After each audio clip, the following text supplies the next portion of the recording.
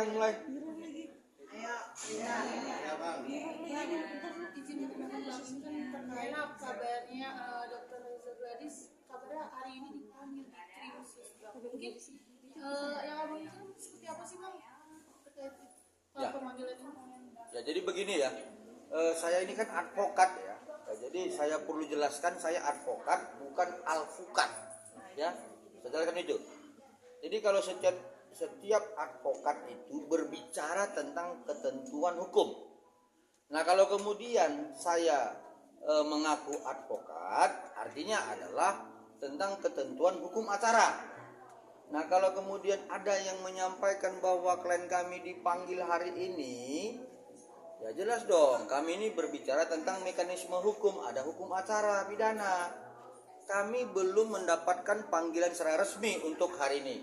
Tetapi, ya perlu jelaskan, tertanggal 30 April tahun 2025 ada panggilan kepada klien kami untuk dimintai keterangan untuk hadir di Polda Metro Jaya pada tanggal 14 Mei 2025. Itu jelas ya, itu yang resmi.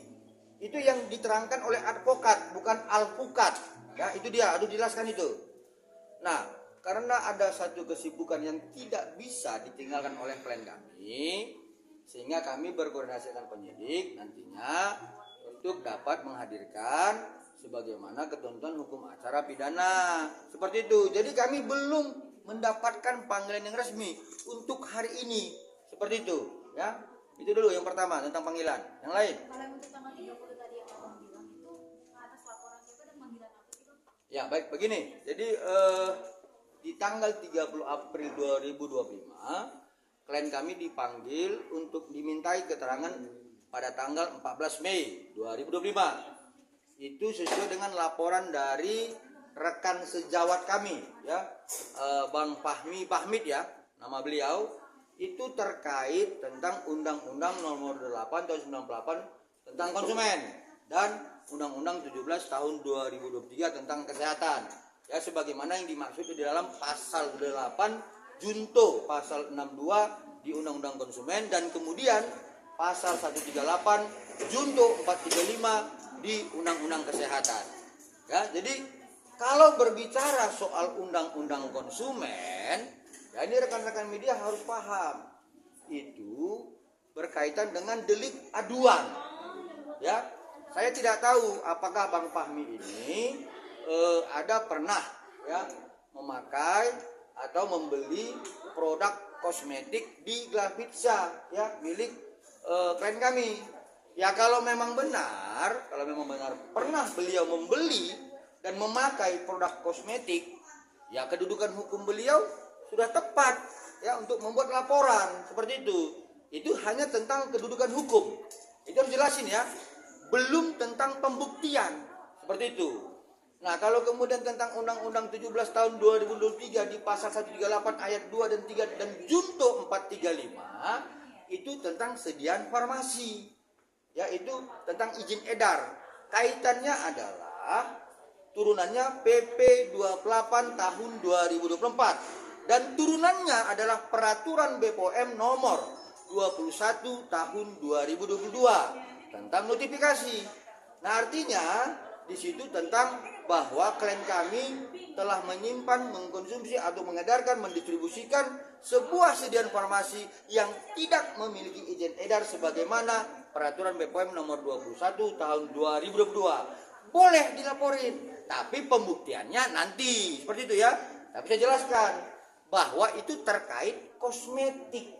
Kalau klien kami dilaporkan, kalau saya dilaporkan tidak mungkin karena saya tidak punya kosmetik. Ya artinya kalau ada orang lain yang melaporkan seseorang terkait sediaan farmasi, yaitu berkaitan dengan 138 pasti tentang izin edar. Ya itulah notifikasi.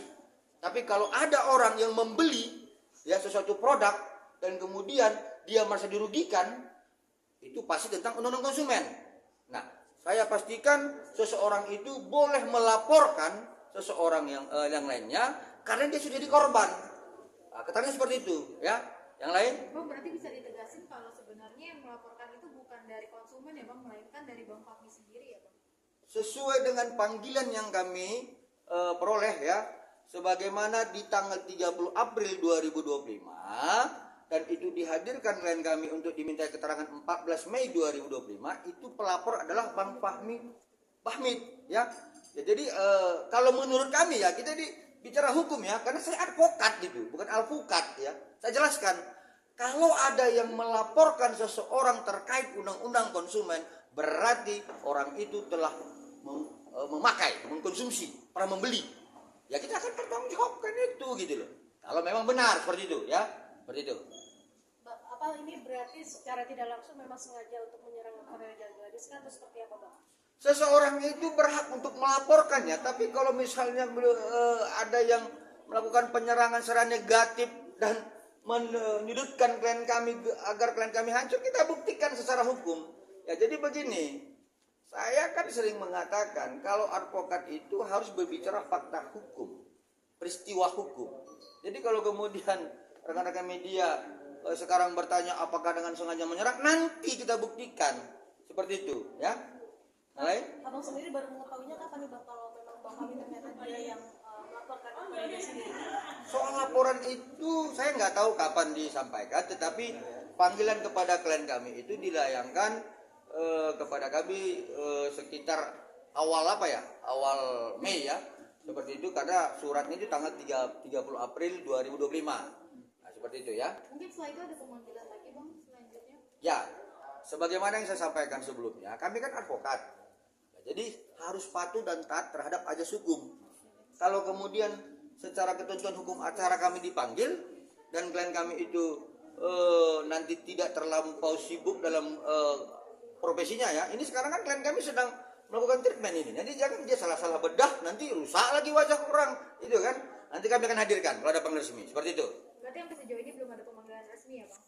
Secara resmi kami belum mendapatkan panggilan yang kedua ya. Yang kemarin hanya panggilan pertama. Seperti itu.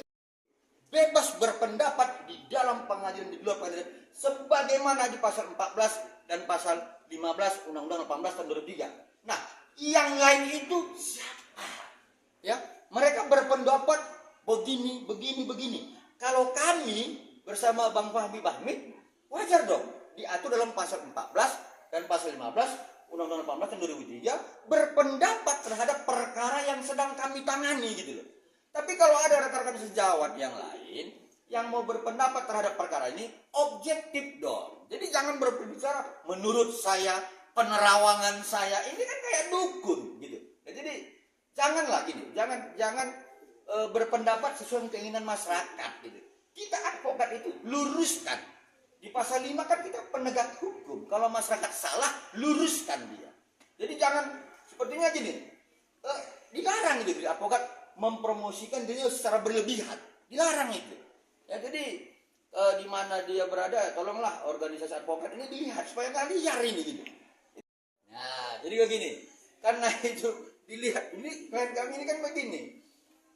Selain dia berprofesi dokter, dia kan sering juga baca undang-undang gitu, sering baca hukum acara ya.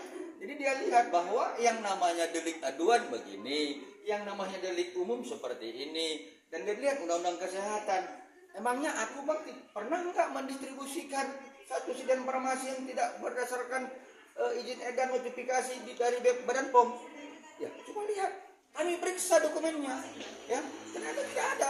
Tapi ketepatan ya di samping saya ini legal corporate ya yang menangani tersangka khusus itu. Tolong Mas Dede dijelasin, ada nggak kita mendistribusikan satu produk yang tidak memiliki izin edar? Seperti itu. Penjelasan sama sekali tidak ada. Semua produk yang kita edarkan atas izin BPOM. Oke, jelas ya? Ya, selain beliau, saya juga periksa dokumennya gitu loh. Jadi kalau misalkan ada tadi rekan-rekan media mencari kesalahan dan sebagainya, nanti kita buktikan. Jadi lama-lama saya sudah gemas juga gitu loh. Ini